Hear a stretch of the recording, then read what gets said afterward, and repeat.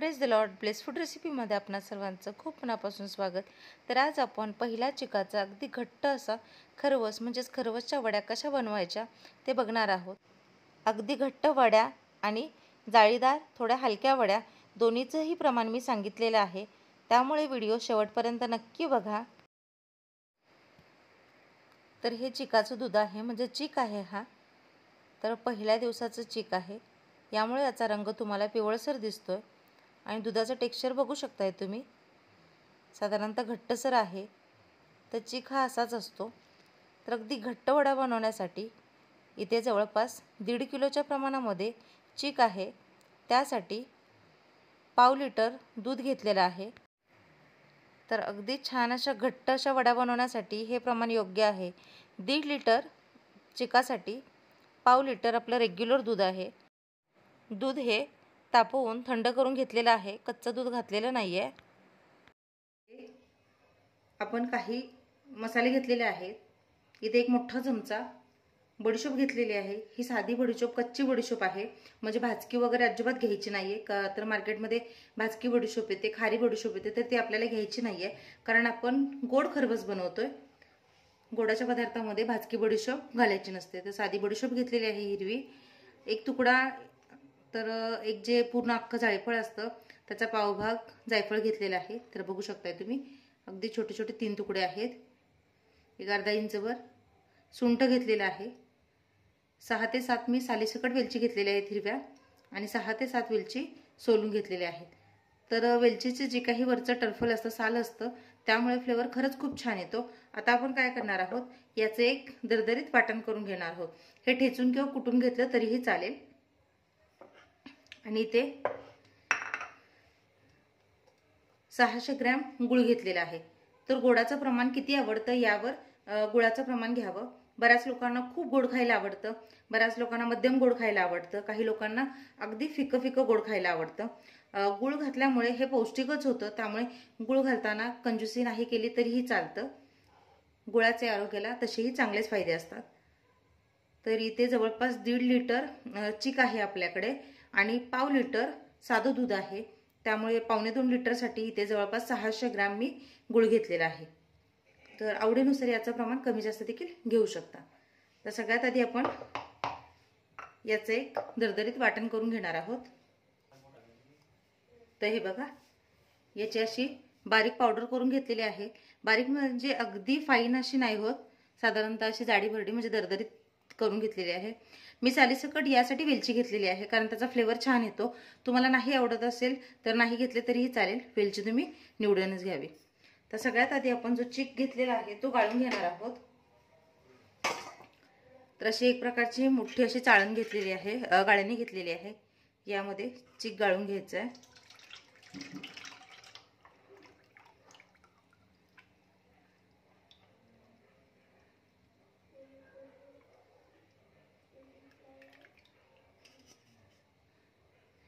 तर अगदी पहिल्या दिवसाचं चीक आहे, त्यामुळे तुम्ही याचं टेक्स्चर बघू शकताय. ज्या प्रकारे कस्टर्ड वगैरे असतं त्या प्रकारे त्याचा कलर आहे. तर अशा काही गुठळ्या वगैरे असतात, त्यामुळे चीक नेहमी गाळूनच घ्यायचं आहे. तर आता यामध्ये हे जे आपलं रेग्युलर दूध आहे ते घ्यायचं आहे. तर हे तापवून घेतलेलं दूध घेतलंय मी.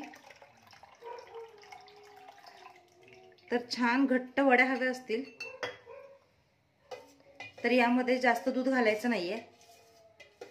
तर जवळपास 1.5 लिटर चिकासाठी पाव लिटर साधं दूध घेतलेलं आहे. दूध घातल्यानंतर साधारणतः रंग याचा फिक्का झालेला आहे, बघू शकताय तुम्ही.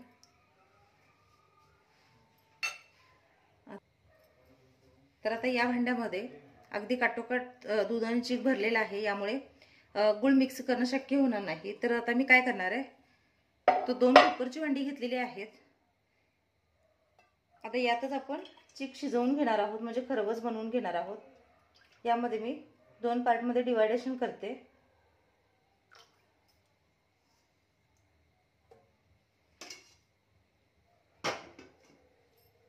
आता यामध्ये या चिका इतपत म्हणजे दुधा इतपत गुळ घालायचा आहे.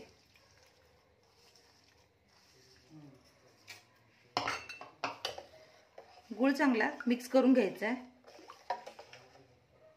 गुळाचे खूप मोठे मोठे खडे घ्यायचे नाहीत, नाहीतर विरघळायला जास्त वेळ लागतो. इथे गुळ मी बारीक चिरून घेतलेला आहे.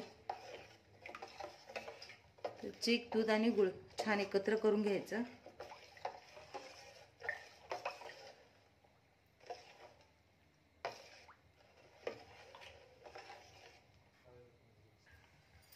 तर हे बघा, इथे मी विस्कर घेतलेला आहे जेणेकरून गुळामध्ये छान असा मिक्स होईल.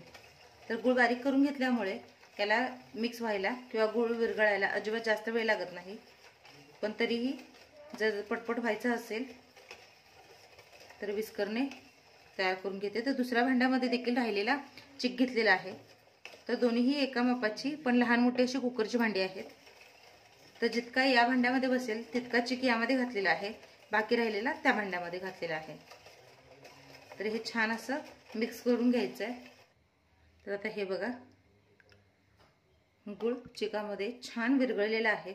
तर गुळ नेहमी विरघळूनच घ्यायचा, कारण बऱ्याच लोकांना असं असतं की ज्यावेळेस आपण हे वाफवायला ठेवतो म्हणजे शिजवायला ठेवतो त्यावेळेस गुळ यामध्ये विरघळत नाही का, तर याच्या वड्या बनायला सुरुवात होते, म्हणजे याला घट्टपणा यायला सुरुवात होतो. त्यामुळे जर तळाला जे गुळ राहतं ते तसंच राहतं आणि मग तो भाग जास्त गोड लागतो.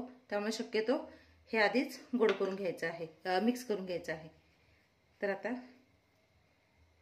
हे जे आपण मसाल्यांची पावडर करून घेतलेली आहे ती दोन्ही मिश्रणामध्ये मी घालते. छान असे मिक्स करून घेऊयात.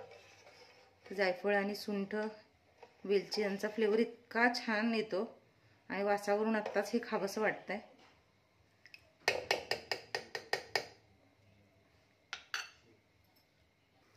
तर हे बघा, कुकरमध्ये तळाशी पाणी घातलेलं आहे. ज्यावेळेस आपण डाळ वगैरे उकडून घेण्यासाठी पाणी घालतो तसं पाणी घातलेलं आहे. जाळी म्हणजे स्टँड ठेवलेला आहे. आणि आता यामध्ये अगदी सावकाश तयार चीक ठेवणार आहे.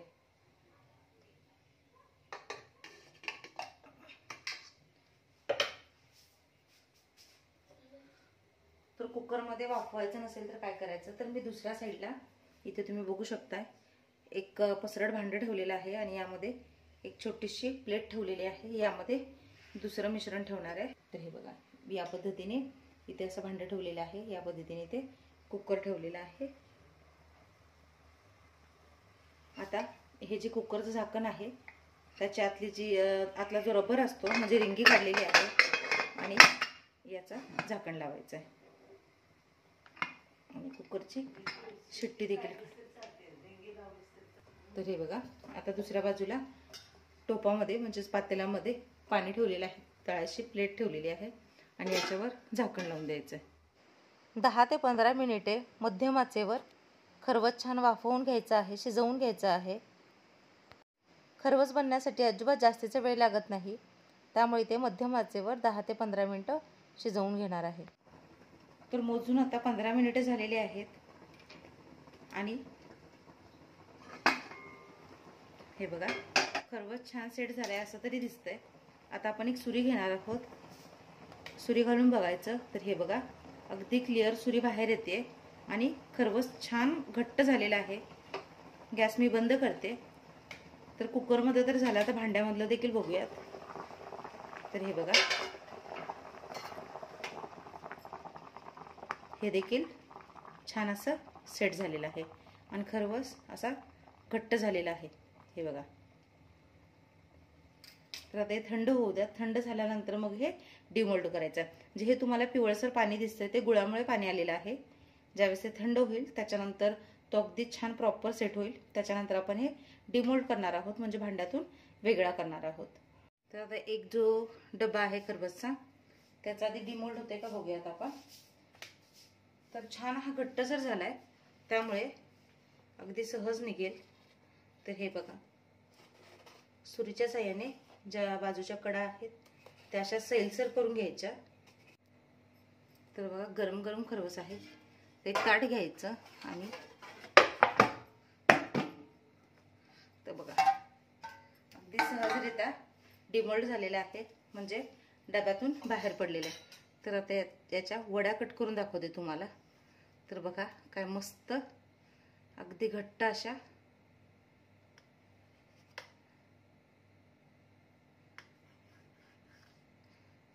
गरमागरम हे बघा, अगदी मस्त अशी वडी तयार झालेली आहे.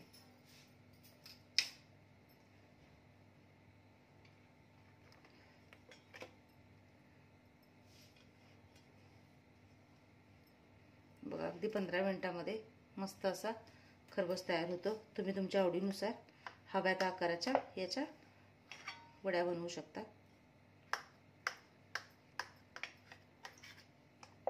तर सांगितलेल्या प्रमाणामध्ये दुधाचा वापर करून मस्त घट्टसर वड्या तयार झालेल्या आहेत. आमच्याकडे सगळ्यांना घट्ट वडी खायला आवडते खरबसची, पण जर जाळीदार आणि अशी मौसूत वडी करायची असेल तर त्यासाठी 1.5 लिटर चिकाला पाऊण लिटर म्हणजेच जेवढा चीक आहे त्याच्या अर्ध्या प्रमाणामध्ये साधं दूध घ्यावं. म्हणजे ज्या वड्या बनतात खरबसच्या त्या अगदी अशा जाळीदार बनतात आणि हलक्या फुलक्या बनतात. तर प्रत्येकाची आवड वेगवेगळी असते. अशा घट्ट वड्यांसाठी मी प्रमाण सांगितलेलं आहे आणि हलक्या वड्या बनवण्यासाठी देखील प्रमाण सांगितलेलं आहे. तर हे बघा, थंड झाल्यानंतर तर वड्या आणखीनच छान लागतात आणि खरबस किती छान सेट झालं आहे ते बघा. आशा आहे ही रेसिपी तुम्हाला आवडली असेल, समजली असेल. याविषयी काही शंका असतील तर नक्की मला कमेंट करू शकता. चॅनलवर नवीन असाल तर सबस्क्राईब करा, लाईक करा, शेअर करा.